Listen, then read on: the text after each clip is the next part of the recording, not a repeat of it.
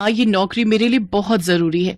अगर उन होटल वालों को मेरा काम पसंद आ गया तो मेरी पगार और बढ़ जाएगी। बहुत मुश्किल से तो मुझे ये नौकरी मिली है। अब तुम ऐसे घबरा कर भेजोगी तो वहां इतनी दूर अनजाने शहर में अनजानी जगह पर मेरा बिल्कुल भी मन नहीं लगेगा। हाँ हाँ, नहीं कर रही मन उदास, पर तू वादा कर मुझे रोजाना फोन करती रहेगी। हाँ माँ, मैं जब भी काम से फ्री हुआ करूंगी सबसे पहले तुम्हें फोन करूंगी। अच्छा रुक, मैं तेरे लिए साथ में खाने का कुछ बांध देती हूँ, तू रास्ते में बस में खा लेना। ठीक है माँ, तब तक मैं अपना सामान अटैची में रख लेती हूँ। ये है सीता, लाजवंती की बेटी। लाजवंती बहुत गरीब है। पति के जाने के बाद घरों में काम करके लाजवंती ने सीता को पाल पोस कर बड़ा किया। सीता ने गांव में ही रहकर 12वीं तक की पढ़ाई पूरी की। सीता आगे पढ़ना तो चाहती थी, पर पिछले 1 साल में लाजवंती की तबीयत बहुत खराब रही, जिस वजह से सीता ने अभी कॉलेज की पढ़ाई के लिए अपना विचार बदल लिया और नौकरी ढूंढने लगी। सीता के बचपन की सहेली आशा की कुछ समय पहले दिल्ली के एक होटल में नौकरी लगी थी। आशा जब गांव आई तो सीता ने अपने बारे में भी बात की, तो आशा ने उसकी भी नौकरी उसी होटल में लगवा दी। अगले दिन सीता नौकरी के लिए दिल्ली पहुंचती है। होटल में आशा उसे सब कुछ समझा देती है। सीता खूब मेहनत के साथ होटल में नौकरी करने लगती है। शहर के बहुत बड़े व्यापारी मिस्टर जगन्नाथ जी की बेटी गीता आज शाम अपना जन्मदिन मनाने के लिए हमारे होटल में आ रही हैं। सभी स्टाफ को उनका पूरा ख्याल रखना है। जगन्नाथ जी की बेटी गीता को किसी भी बात की कोई तकलीफ नहीं होनी चाहिए, क्योंकि वो पहली बार हमारे होटल में आ रही हैं। समझ गए? जी सर, हम पूरा ख्याल रखेंगे। सुना है विदेश में पढ़ी लिखी है और बहुत नखरे वाली है। अभी सुबह ही मैंने रिसेप्शन पर फोन उठाया था, बड़ी तीखी आवाज में बात कर रही थी। हमें तो बहुत ध्यान रखने की जरूरत है। अगर जरा सी भी शिकायत का मौका मिला तो मैनेजर का गुस्सा तो मैं जानती हूँ, फालतू का भड़क जाते हैं। अच्छा चल, फिर तो हम बहुत ध्यान रखेंगे। अरे माँ का फोन आ रहा है। हेलो, हाँ माँ। हेलो सीता, जन्मदिन की ढेर सारी बधाई मेरी बच्ची। थैंक यू माँ, मेरे जन्मदिन पर आपका आशीर्वाद मेरे लिए बहुत महत्व रखता है। आज सीता का भी जन्मदिन है। ये बात सुनकर सभी स्टाफ के लोग सीता को जन्मदिन की बधाई देते हैं। अरे सीता, आज तुम्हारा भी जन्मदिन है, happy birthday. Happy birthday Sita. वैसे सब किस्मत की बात है। एक तरफ आज तुम्हारा जन्मदिन है जो तुम किसी और के जन्मदिन की तैयारी कर रही हो, और एक तरफ वो लड़की जिसका आज जन्मदिन है, वो कितनी किस्मत वाली है कि वो इतने बड़े होटल में अपने बर्थडे को सेलिब्रेट कर रही है।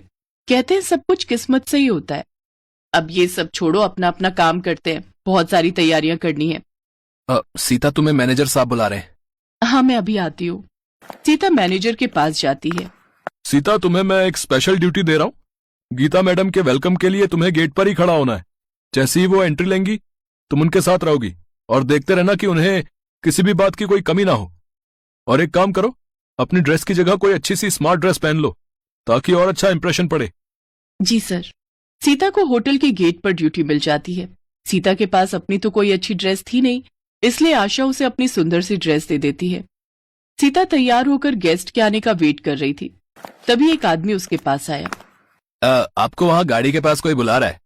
ओह, कहीं गीता मैडम आ तो नहीं गई? मैं गाड़ी के पास जाकर देखती हूँ। जी चलिए। जैसे ही सीता गाड़ी के पास जाती है, अचानक 2-3 बदमाश उसे गाड़ी में जबरदस्ती पकड़कर बिठा लेते हैं और उसका मुंह बंद करके उसे बेहोश कर देते हैं। अचानक से सब कुछ हुआ तो सीता को संभलने का मौका ही नहीं मिला। गाड़ी अनजान सड़क पर दौड़ जाती है। इतनी देर में गीता भी होटल के बाहर आ चुकी थी। सब लोग गीता को देखकर हैरान रह जाते हैं। गीता बिल्कुल सीता की शक्ल की थी। अरे सीता, तू यहाँ क्या कर रही है? तू इस गाड़ी में क्यों बैठी है? चल बाहर निकल, गीता मैडम के आने का टाइम हो रहा है। एक्सक्यूज मी, ये क्या बदतमीजी है? क्या आपका स्टाफ गेस्ट के साथ ऐसे बिहेव करता है? मेरा नाम गीता है, सीता नहीं। क्या आपको बताया नहीं गया था कि आज मेरा बर्थडे है और मैं सेलिब्रेशन के लिए आ रही हूँ? गीता, ये कैसे हो सकता है? तुम तो सीता हो। मैडम, आशा ठीक कह रही है। आपकी सूरत बिल्कुल हमारे स्टाफ की एक लड़की सीता से मिलती है। गीता ये सब सुनकर हैरान रह जाती है। मैं अभी सीता को बुलाती हूँ, वो अभी गेट पर ड्यूटी दे रही थी। तभी एक लड़का भागा हुआ आता है। सर सर सर, सीता को कुछ लोग एक कार में पकड़ कर ले गए। सीता बेहोश थी, मैं पीछे भागा पर कार आगे निकल चुकी थी। वो जरूर कोई बदमाश लोग हैं सर। गीता घबरा चुकी थी। उसने अपने पापा के मोबाइल पर फोन किया और सारी बात बताई। गीता के मम्मी पापा भी वहां पहुंच गए। मैनेजर के पास सीता की माँ का मोबाइल फोन नंबर था। सीता की माँ को जब सारी बात पता चलती है तो वो फौरन बस पकड़कर दिल्ली आ जाती है। अचानक सब पलट जाता है। अरे लाजवंती, तुम, और यहाँ इतने सालों बाद तुझे देख रही हूँ। तू कहाँ गायब हो गई थी? मुझे माफ कर दो मेम साहब, मुझसे बहुत बड़ी भूल हो गई। सीता आपकी बेटी है, गीता की जुड़वा बहन। उस रात आपने एक नहीं 2 बेटियों को जन्म दिया था। मेरे मन में लालच आ गया था। मेरी औलाद नहीं थी, इसलिए मैंने आपकी एक बच्ची चुरा ली और अपने साथ गांव ले गई। पर मुझे नहीं पता था कि आज मेरी गलती की सजा मेरी सीता को मिलेगी। मेरी जुड़वा बहन सीता, माँ पापा सीता को बचा लो। मैं जानता हूं ये सब किसका काम है।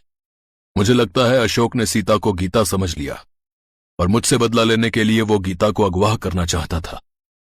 चिंता मत करो, वो ज्यादा दूर नहीं गया होगा। हम उसे पुलिस की सहायता से पकड़ लेंगे। गीता के पिता मिस्टर जगन्नाथ ने पुलिस को खबर दी और कुछ ही घंटे में पुलिस अशोक को पकड़ लेती है। सीता सही सलामत मिल जाती है।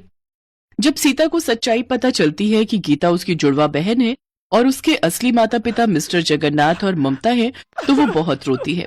मेरी बच्ची सीता, इतने सालों तक तू हमसे दूर रही। सीता, हमारी बच्ची। मेरी बहन सीता, तू इतने साल मुझसे दूर रही। मैं भी आप सबको पाकर बहुत खुश हूँ। और माँ, तुमने ऐसा क्यों किया? मेरे अपने माता पिता से मुझे दूर क्यों कर दिया? सीता और गीता एक दूसरे के गले लग जाती हैं। मुझे माफ कर दे सीता, मुझे माफ कर दे। अब तू अपने परिवार के साथ खुश रह। मैं तुझे अपना चेहरा कभी नहीं दिखाऊंगी। मैं हमेशा के लिए चाह रही हूँ। तुम कहीं नहीं जाओगी। जो हुआ बचपन में हुआ। मैंने बचपन से तुम्हें अपनी माँ माना है। मैं तुम्हारे बिना नहीं रह सकती माँ। सीता अपनी माँ के गले लग जाती है क्योंकि लाजवंती ने उसे पाल पोस कर बड़ा किया था। सीता को अपना असली परिवार मिल जाता है, अपनी जुड़वा बहन मिल जाती है और वो अपनी नई जिंदगी की शुरुआत करती है।